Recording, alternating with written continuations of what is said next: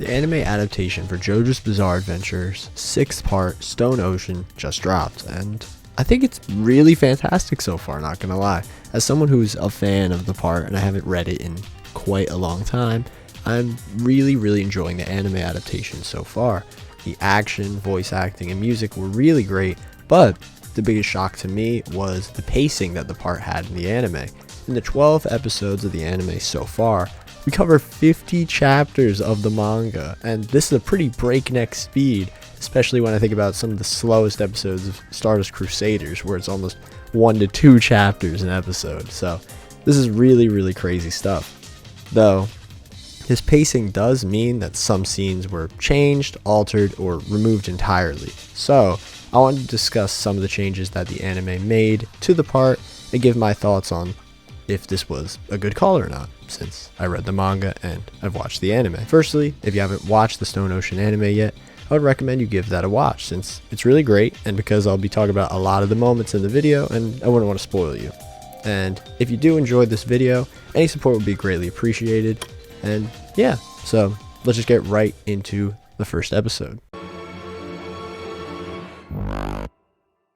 So in the first episode, there's actually quite a lot that they skipped after looking back on it, but one of the things that they definitely skipped that I was very surprised about was essentially one of the most iconic memes in all of part 6, which is this is the dawn of a new age, which is a scene where Jolene, after getting strip searched, is essentially getting a checkup with the prison doctor, and she sees some other inmates, and there's one who is a woman that took a lot of male hormones and looks very masculine. And there's a whole joke where Jolene looks at this person's, nether regions and is taken aback, like, whoa, this truly is the dawn of a new age. And there's a bunch of other stuff that happens as well, like a bunch of the cops sort of beating on her while she is about to start getting strip searched, and a conversation with Hermes that happens in that time, and that is what leads into her seeing Romeo's father, who is the person who obviously set her up to keep her in jail, and that leads to the actual end of the episode. So I was very surprised with how much they cut, but I assume they just wanted to ensure that the episode ended with her taking out Romeo's father, because that's a very powerful moment, like, oh, I'm gonna get out of here, And it's a good bookend, because the whole story started with Romeo, and the end of the episode is sort of an act of defiance against him, sort of trying to get revenge on him, which I think is pretty cool. But I was so shocked about this because the Dawn of a New Age thing is like a huge meme, just like the start of the part with the whole Jolene getting caught by the security guard, which is still in the thing. So I thought, oh, maybe it was taken out because it's a bit risque, but no, that was still there. But unfortunately, I think that the main reason it was cut is because trans representation in other countries is a bit of a touchy subject, and they just wanted to avoid the drama, which definitely does make a lot of sense, and it doesn't really move the narrative along. It's more of a humorous moment, so they probably didn't even want to risk it. Now, I'm not gonna lie, the second episode, the one with Guess and Goo Goo Dolls, is pretty much exactly the same. They just removed some, again, humorous moments that didn't really add much to the story. The first one is more prison world building stuff, like, oh, if you get a haircut, you have to bribe the barber. While these are cool moments, they don't really add much to the narrative, and as they tried to get the part to a very specific end point, which I think was a really solid move, I think that removing the stuff doesn't really matter that much, especially that one, because, they already bribed a ton in the story. Of course they would have bribed the barber for the haircut, And something I'm very glad they removed was in the cafeteria. In the manga, there was a really bad portrayal of a black woman depicted in a pretty racist manner.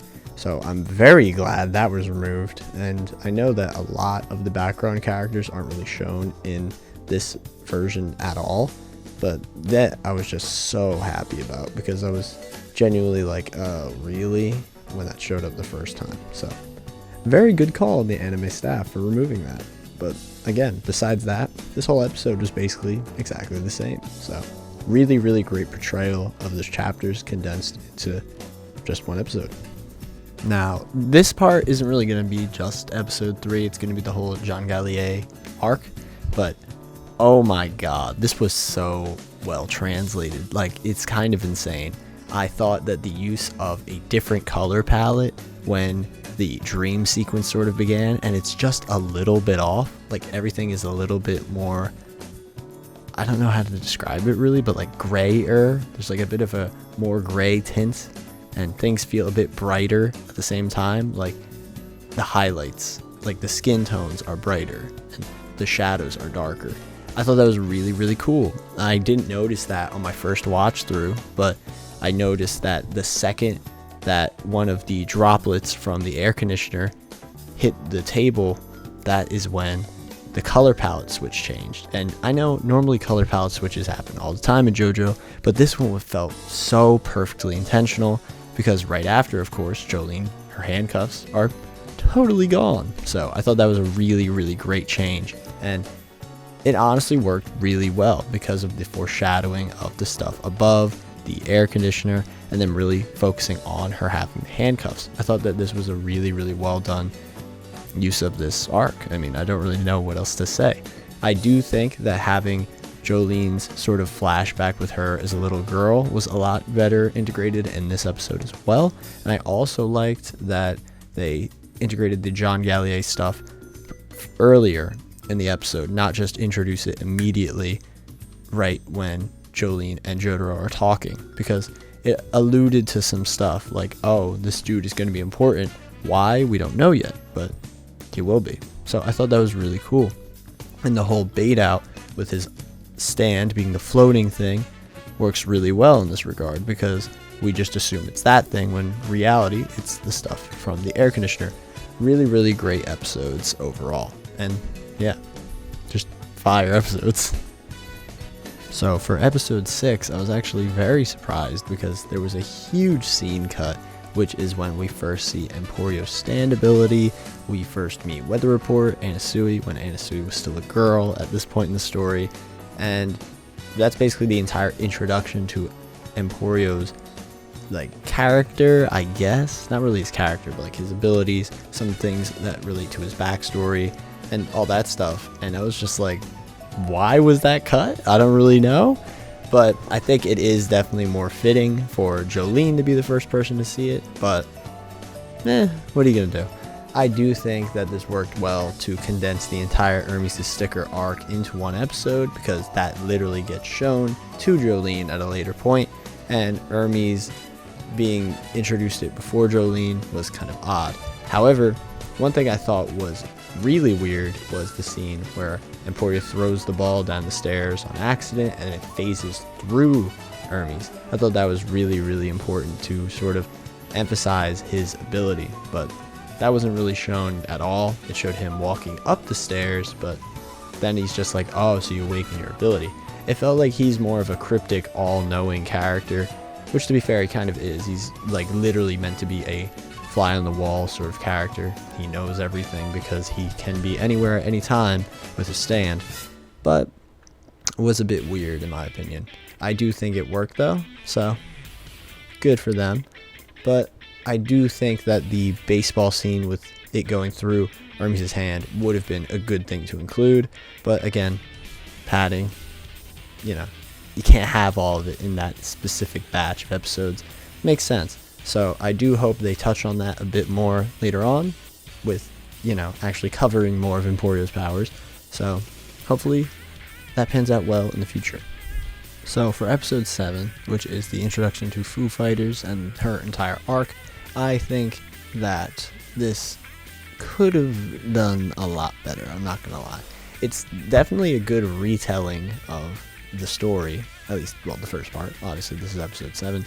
But for what this part has done, which is blocking out a lot of the characters that aren't like main characters, I thought what they were going to do is they were going to have the 3 others that are with Jolene and Hermes be totally, mysterious. However, we do get one shot of who they are, which is while they're running to chase after the prison guards so they don't explode, right?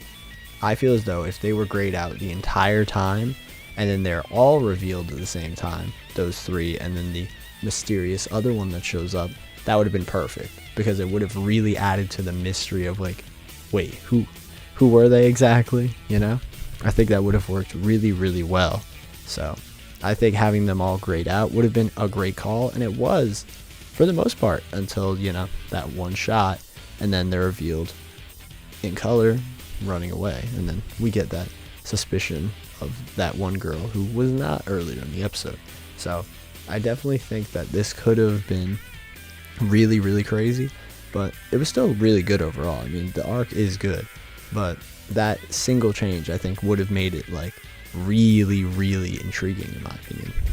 The end of this episode also shows us Pucci for the first time, which in the manga was delayed a bit until the start of the next chapter, which is the Marilyn Manson arc, which he is definitely in, obviously, but this definitely shows, oh, he is going to be really important in everything leading up to this. So them showing him immediately sort of going after the tractor and being there to check out what went wrong with Foo Fighters, I think is really cool, and it makes it feel not as jarring when the next episode starts with Pucci talking to Mirashan and leading the entire Marilyn Manson arc, showing that he is the direct antagonist and Whitesnake and all this stuff. So you get that really gratifying moment altogether. And I think this works a lot better, especially because Pucci has a much more refined design now, because around the start, when he was first shown in part 6, he looked kind of rough. I'm not gonna lie, his hairstyle was still not firmly established, so there were really big gaps in his hair and it looked kind of jarring. But I think this works a lot better, so really glad he was actually shown at the end of the episode. Now, I thought that the Marilyn Manson arc was really, really well condensed into this one episode. The reorganization of some stuff, like the Pucci scene with Mirashan being at the start of the episode, so we had to avoid all that kind of fillery stuff with Foo Fighters wanting to play catch to her just being like, oh, catch, fun. I thought that was really good, and that got rid of a lot of padding in my opinion, and setting up the villain right at the start made it seamless when we actually got into the action. So really great on that regard. Now, something I thought was pretty funny was that they removed one of, again, another of the most iconic moments from part 6, which is when Jolene is like, oh, you throw like you're queer or something. And I thought that was crazy. And it just seems like, again, like I alluded to earlier, that they're removing a bunch of LGBT sort of topics that are brought up in this part, because, you know, there's just a lot of controversial things said because this was made in the 2000s, and you know how it is. But this is definitely one of the most iconic moments in the entirety of part 6, so I had to put it as the thumbnail and everything, because I don't know, I just think it's a really funny moment. And yeah, for a part that's definitely seen to a lot of people as like very LGBT friendly, with the trans person that was shown earlier and just the normal throwing around of like LGBT kind of language, I feel as though them removing this stuff is kind of wild. So I wanted to bring this up. Genuinely though, I do feel like this specific arc translated perfectly into a single episode. It was really, really great. Like Goo Goo Dolls, I felt was really good as a single episode as well, but this was crazy. I'm really, really glad at the pacing of this episode. This was a vast improvement in my opinion. So definitely recommend watching this one if you haven't yet, which I assume you have, because watching this would be fire. So yeah. And now we're on the final 3 episodes. We're on the Jumpin' Jack Flash arc and Pucci sort of showing up, finally confronting Jolene.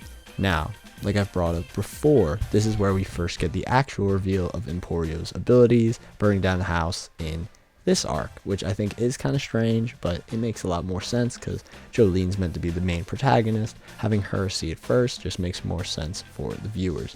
We also get introduced to the weather report for the first time. One of my favorite characters, so very, very glad to see him. Anasui showed up, walked away, didn't do anything. He's gonna do stuff eventually, guys, I swear.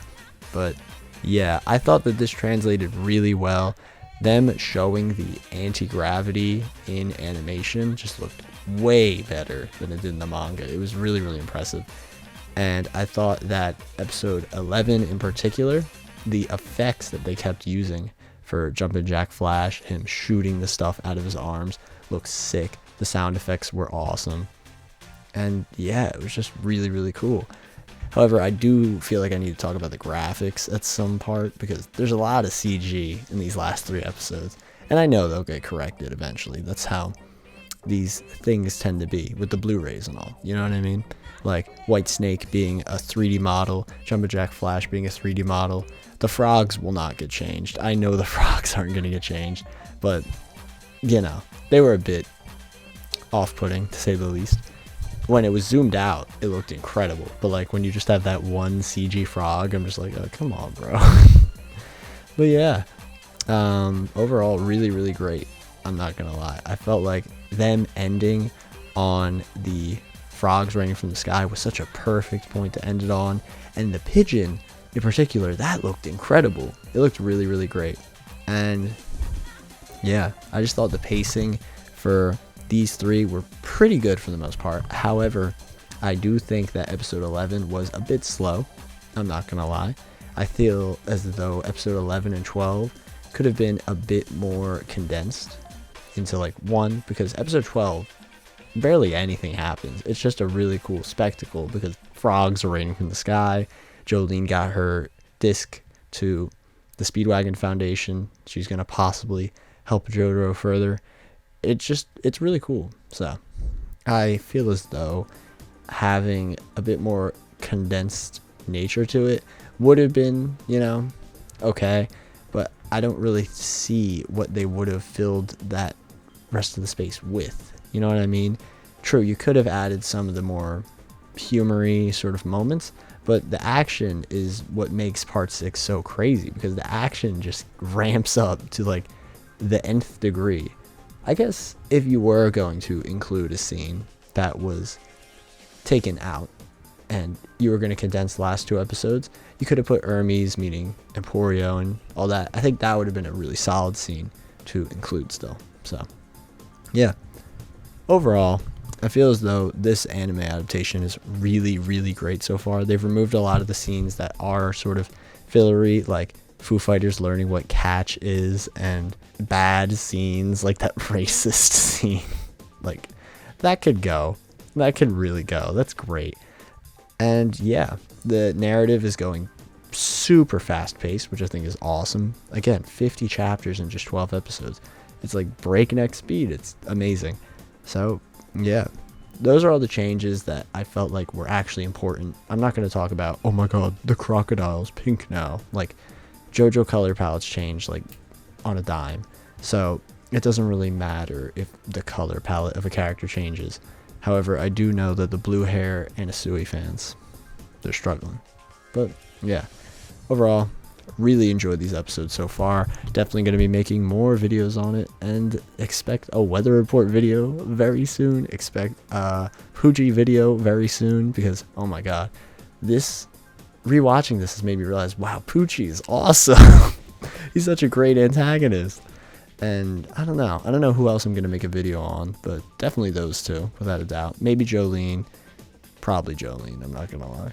But yeah, hopefully you enjoyed this video. Stone Ocean, super gas, give it a watch.